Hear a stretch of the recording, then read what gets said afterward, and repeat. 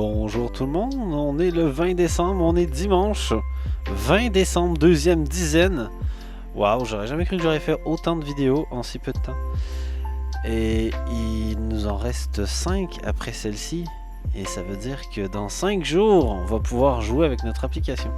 Mais justement parce qu'on va pouvoir jouer avec notre application très bientôt, moi je m'inquiète un peu que le site en lui-même soit pas très clair. Parce que c'était bien mignon de voir du code, de voir plein de choses. C'est pas complètement fini, hein. Je sais, on a joué avec OAuth, on a joué avec l'API, et puis maintenant on a un service, c'est propre, et on pourrait juste connecter les choses. Et juste connecter les choses. C'est pas parce que je suis pas pressé, j'ai très hâte que ça soit fait. Mais je sais pas, j'ai un peu envie de garder ce moment-là pour peut-être demain, peut-être, je sais pas. En tout cas, aujourd'hui, je faisais le bilan du projet, de où j'en suis, de ce que je veux faire avec vous. Et pour ce dimanche matin, dans une ambiance calme, j'avais envie de faire une navigation, de présenter un peu les choses sur le site. Et ça veut dire... alors est-ce que c'est cet onglet-là? Oui, c'est ici. C'est pas tout à fait celui-là, mais c'est là que ça se passe.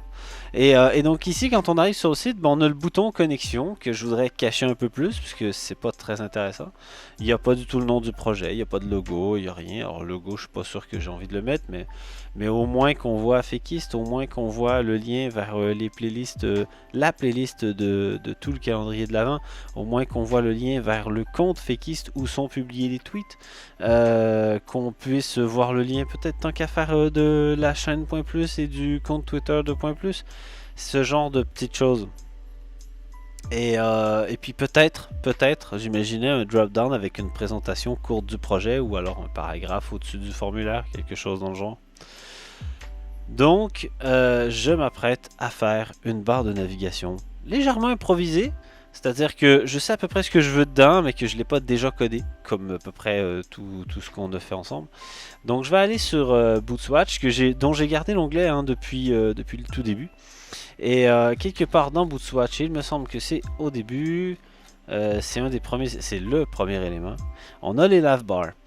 Alors, est-ce que je fais une navbar verte? Ça tombe bien, on a un exemple ici.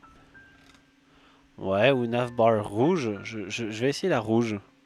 En tout cas, la grise, ça me tente pas, mais je veux bien la rouge. Donc, je vais garder tout le code qui est ici. Et il va me falloir... je fais déjà des copier-coller, mais j'ai pas encore de VS Codium d'ouvert. Donc, il va me falloir mon VS Codium et refaire un peu de Twig. Alors là, le petit bonheur, c'est qu'il n'y a rien de CSS, il n'y a rien de JS à faire, il n'y a rien à recompiler ou quoi que ce soit. Avec Webpack encore, tout est déjà là. Je vais donc pouvoir aller sur mon base.html.twig au-dessus du container pour venir greffer ma navigation. Oh, ça fait un gros bloc, hein. Vous savez ce qu'on fait quand on a un gros bloc? Ben, on fait un include. Donc je vais amener la fonction include, parfait, et je lui dis inclus-moi le nav.html.twig. Je vais créer un nouveau fichier qui va servir juste pour la navigation.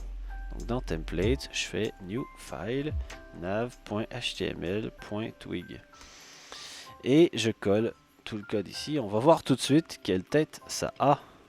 Le résultat de ça sur la page du site, c'est... Ah, fallait scroller un petit peu, c'est ça.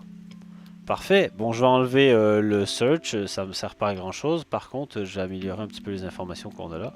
Et puis surtout, la connexion, je vais venir la placer à cet endroit-là. Et la manière dont j'ai affiché le formulaire de connexion ici, avec en utilisant la classe dropdown, ben, je vais pouvoir en faire autant dans le dropdown qui est là. En fait, ici, on met à peu près l'HTML qu'on veut, à peu près. Donc, VS Codium. Je vais reprendre justement dans le index.html.twig qui est ici. Il est où mon formulaire? Il est à quelque part. Ah non, on a un login form qui est là. Security login form. Parfait. Donc c'est le drop down qui est là. Ben, j'ai un peu envie de finalement enlever ce fichier Twig. Ça c'est le login de base. Ah, ça je supprimerai ça probablement avant la fin. Parfait. En tout cas, je vais au moins faire un copier-coller. Et je vais voir, est-ce que je ferai pas un nouvel include du nav? Ça me paraît beaucoup, mais bon, on verra. Donc je disais, tout ce qui était formulaire de recherche, on zappe, c'est pas très intéressant. Et que ce qui m'intéressait, c'était le drop-down. Pour le moment, je vais le mettre en dessous. C'est quand même un gros bloc, hein, ce truc. Et je vais enlever le commentaire qui est là. J'ai toujours pas l'intention d'appliquer le Remember Me. Non, parce que les jours comptent et que je suis pas sûr de ce qui me reste exactement comme temps là. J'ai envie de m'amuser. C'est pas que c'est chiant le Remember Me, mais bon, il y a déjà le lien vers le bout de documentation pour pouvoir le mettre en place. Ensuite, Alert Danger, Message Key, ça c'est quand on a du mal à se connecter. Bon, qu'importe, j'ai rien à afficher ici. Je connais mon login mot de passe ou je le connais pas. Et donc tout ça c'était dans un button. Ce button, maintenant c'est plus des boutons qu'on a, on est venu à un système où on a des UL avec des LI. Le LI il a Nav Item Drop Down et puis ensuite l'élément à l'intérieur il s'appelle Drop Down Toggle. Alors moi ici qu'est-ce que j'ai? J'ai un bouton qui s'appelle Drop Down Toggle. Ah non pardon. L'ensemble s'appelle Drop Down. À l'intérieur on a le lien qui s'appelle Drop Down Toggle et à l'intérieur à côté pardon en élément voisin de l'élément de menu qui s'appelle Drop Down, là, que le truc qu'on peut cliquer avec la flèche, lui, il y a un élément donc, voisin qui s'appelle Drop Down Menu, qui a la classe Drop Down Menu. Ben, ça tombe bien parce que c'est justement les classes que je retrouve ici. Donc le bouton connexion, il a Drop Down Toggle. Bon, je vais l'enlever, pas très intéressant. Et attendez, parce qu'il y a une div ici, j'ai l'impression qu'elle est juste pas au bon endroit. Mais ça correspond bien à cette div là. Hein. Il semblerait bien. Peut-être que si je fais comme ça. Ouais. Donc, ben, la classe drop-down, elle est bien là. J'en ai pas besoin. Parfait. Le bouton, j'en ai pas besoin non plus. C'est l'élément de menu qui est ici. Moi, à la limite, ce que j'ai besoin, c'est que ce soit écrit connexion. Hein, mais c'est tout. Et tout ce qui est à l'intérieur marqué drop-down menu, en fait, c'est ça. Oups, j'ai peut-être enlevé une div de trop. Ah oui, c'était celle-là, l'autre. Donc je vais faire un /div. Oups, c'est pas comme ça, c'est comme ça. /div. Parfait. Et en fait, l'indentation, elle se faisait apparemment sur 2 caractères ici. C'est bizarre. Pas grave, je vais juste tout redécaler. Bon. Et donc si on reprend bien, il y a le form à l'intérieur, il y a un label qui se ferme, l'input pas de souci, un label qui se ferme, un button, un form, donc oui, c'est bien la div qui va là. Parfait, je prends donc tout ce bloc et je le glisse au-dessus et on décale, nickel. Là je suis encore en train de me dire, mais est-ce que j'ai pas un /div de trop? Je sais pas, je sais plus. Apparemment non. Apparemment non, parce que quand je mets ma souris dessus, il vient bien encadrer la div qui est là. Il n'y en aurait pas d'autres à part ces deux-là qui vont ensemble. Donc le LI, c'est celui qui va avec celui du dessus. Parfait, ça devrait pas poser de problème. Je vais peut-être changer l'intitulé du bouton. C'était écrit Sign In, tant qu'à faire, on pourrait peut-être le mettre en français. De toute façon, ça va servir qu'à moi, mais quand même. Je vais écrire se connecter. Et quand je recharge la page... Pour le moment, j'ai écrit connexion ici, super, et je vois bien courriel, mot de passe, donc ça veut dire que là, je peux me connecter. Là, ça me sert plus à grand chose d'avoir ce bouton de connexion. Donc, dans le index.html.twig, l'include ici, j'en ai pas besoin. Et là, on avait mis un if ici qui permettait d'afficher ou non cet élément dans le menu. Ben, tant qu'à faire, si je veux garder la même logique, je vais donc le mettre dans la nav autour du LI complet. Donc je fais coller ici le if avec son indif autour du LI. Et il y a encore une histoire d'indentation à 2 espaces. Mais qu'est-ce que c'est que ça? Ah oui, mais non, mais c'est parce qu'il y a une partie du code ici que j'ai copié-collé depuis la doc de Bootswatch. Bon, ça veut dire que c'est pas propre et qu'il y a peut-être un peu de tri de ménage à faire. Pas grave. J'enlève la ligne vide. Parfait. Donc là, si je suis pas connecté, j'ai cet élément de menu qui apparaît marqué connexion. Et bien, rechargeons. Voilà, il n'y a plus le bouton, c'est déjà mieux. Et là, je clique là-dessus et j'ai bien mon bouton de connexion. J'ai encore King Jamal qui est proposé. Pas de souci, je vais écrire Fakeist. se connecter. Et là, l'élément connexion a disparu et j'ai des tweets en plus. Et ceux du dessus, je vais pouvoir les modérer. Alors là, la route ne permet toujours pas de modérer complètement. De toute façon, je rappelle, on est sur la navigation aujourd'hui. Alors là, la navigation, ce qu'elle propose, c'est différents liens et elle peut proposer des drop-downs, d'autres drop-downs. Donc, première chose, je vais prendre les éléments dans l'ordre. C'est écrit navbar, c'est pas très intéressant. Je vais mettre fakeist ici. Ensuite, je vais mettre, alors j'ai pas besoin du current parce qu'on est forcément sur la page en cours. Donc, j'ai même pas besoin du lien home en fait. Je vais tout garder comme ça, voilà, sans la classe active. Ça marche très bien parce que de toute façon, il n'y a aucun des liens ici qui correspond à la page courante. Je veux faire un projet qui tient sur une seule page. C'est la petite contrainte pas très difficile que je me suis donnée en début de projet. Donc, au lieu de home, moi, ce que je voudrais voir, ça serait, par exemple, peut-être présentation du projet. Présentation, juste présentation. Ensuite, ce que je voudrais, c'est playlist YouTube. Playlist, je vais y arriver. Playlist YouTube. Voilà. Là, je voudrais mettre @fakeist, enfin, ou @.plusfakeist. Je sais plus comment il s'appelle, mais c'est le du compte. Là, je voudrais mettre le de .plus.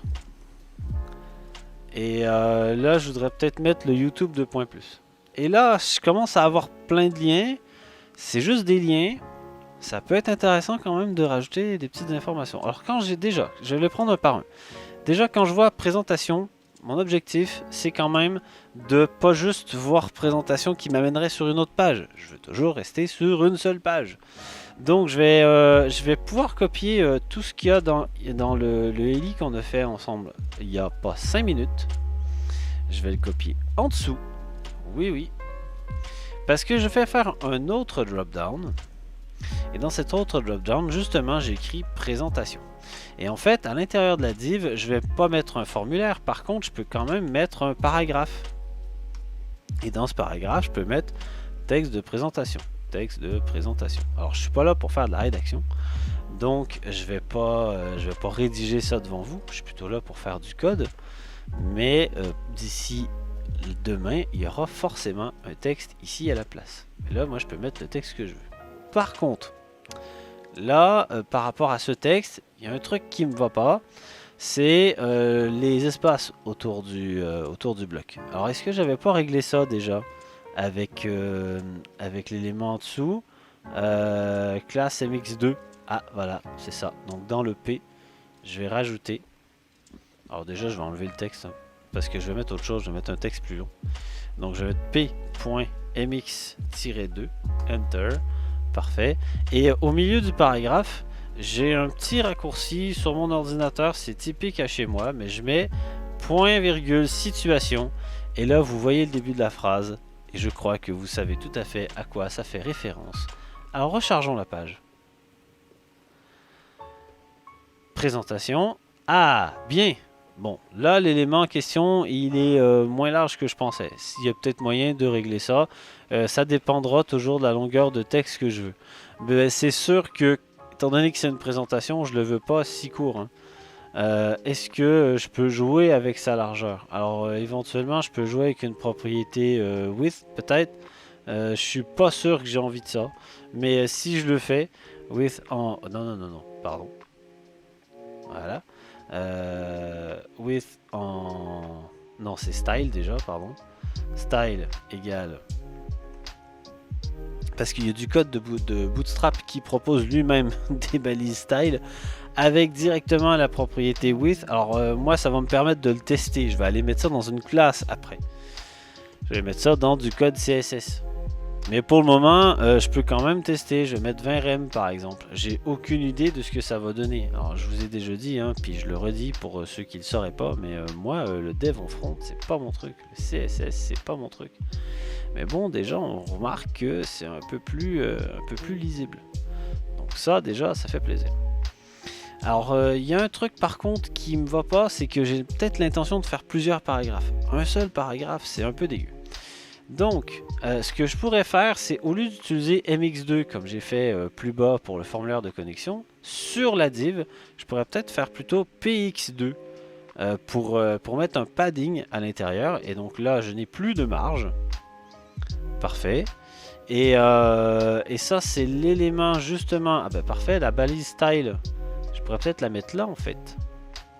Voilà, je pense que ça va être à peu près pareil. Qu'est-ce que ça donne? Je recharge. Et ben ça donne la même chose. Exactement la même chose. Et là, ce qui est intéressant, c'est que je vais pouvoir faire plusieurs paragraphes. Donc là, je vais mettre... je vais couper ici, par exemple. Alors c'est un petit peu long, forcément, c'était fait exprès. J'aurais peut-être pu le faire autrement, mais... On voit la barre de défilement, on arrive à la fin. Elle est... Ah ben, en plus je suis allé trop loin. Pas grave. Ok, je vais mettre une autre balise P. Oups. Comme ça. J'ai deux curseurs, bravo. On recommence. P, Enter. Parfait. Et là, je vais mettre... j'ai quelques gimmicks comme ça qui sont enregistrés aussi.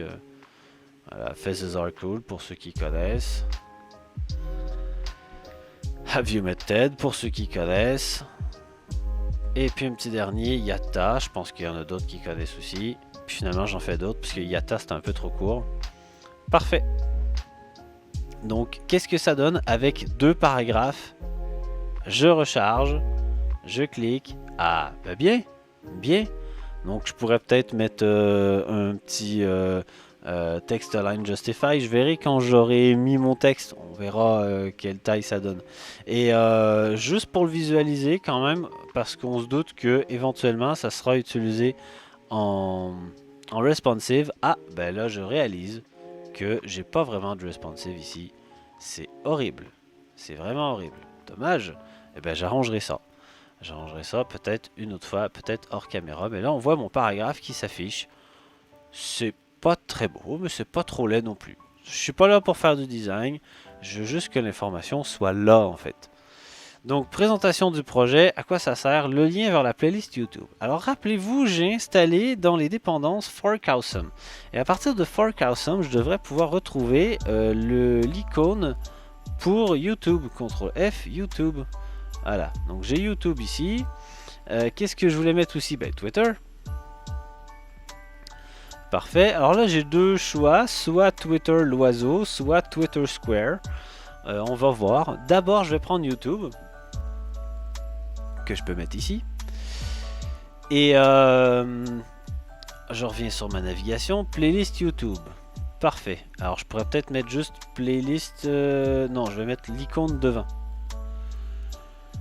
L'icône là où c'est cliquable. Ouais, je mets pas le lien maintenant, hein, c'est un lien que je mettrai en dur, c'est un lien que je peux retrouver autrement, c'est pas le but, le but c'est au moins qu'on voit avec quel code HTML, CSS on arrive à afficher tout ça. Le lien je le mettrai hors caméra tout à l'heure. Ah voilà, playlist YouTube, c'est déjà mieux. Ok, ensuite dans mon VS Code, ce que je voulais mettre c'était le @ de Fakist. Donc je sais plus exactement ce que c'est, mais je pense que c'est point plus Fakist, quelque chose comme ça. Point plus Fakist. Alors je vais mettre devant le lien, plutôt devant le début du texte, l'icône. Alors attendez, je change juste de navigateur, de fenêtre. Voilà. Alors là j'ai le choix entre celui-là ou celui-là. Je suis à peu près sûr que celui-là va être mieux. On va voir. Et je le place juste devant le @. Parfait. On revient sur l'onglet, on recharge. Et donc là, j'ai bien l'icône de YouTube, j'ai bien l'icône de Twitter. Parfait, je vais pouvoir continuer comme ça et faire les deux autres. Parce que je disais que j'avais l'intention de mettre la chaîne YouTube de Point Plus. Ça veut dire que tant qu'à faire, non mais parce que je suis un développeur, hein, donc en principe je suis paresseux, et je vais juste copier-coller, puis en fait j'aurais pu copier-coller les deux, puisque je vais faire tout pareil, à quelques détails près. On recommence, je suis pas sûr de ce que j'ai copié-collé, Parfait. Et on colle. Donc là, c'est plus point plus fakist, mais c'est point plus YT. Et ça, c'est pas playlist YouTube, mais c'est chaîne YouTube. Et là, finalement, c'est un peu bizarre d'avoir YouTube, fakist, et puis ça avait l'air d'aller ensemble, hein, donc ça semblait logique, mais je vais trouver une autre logique. Il y a la présentation, donc après, on a le lien vers la chaîne YouTube. Ensuite, on a la playlist où ça se passe exactement sur YouTube. Ensuite, on a le compte officiel. Et ensuite, on a le lien .plus fakist. Parfait. La connexion, tout le monde va la voir. C'est peut-être pas très intéressant. Ce que je pourrais faire, ça serait peut-être la glisser tout en haut, tout au début. Et qu'au lieu d'avoir le mot connexion, je pourrais peut-être encore une fois utiliser fork awesome tant qu'à l'avoir. Et je vais chercher un truc qui représente bien les users. Alors, user MD, non. Je sais qu'on est en 2020, mais quand même. Non, mais un petit truc discret, genre lui, user O. Donc ça, c'est le user outlined. C'est pour ça qu'il y a un O. Je vais remplacer carrément tout le mot connexion par cette icône.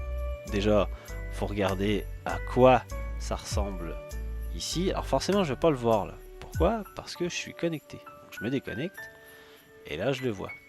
Donc ça, je vais le glisser tout au début. On va voir fakist, on va voir le petit lien de user. Ensuite, on va voir présentation, chaîne YouTube, playlist YouTube, le @.plus_yt, le @.plus fakist.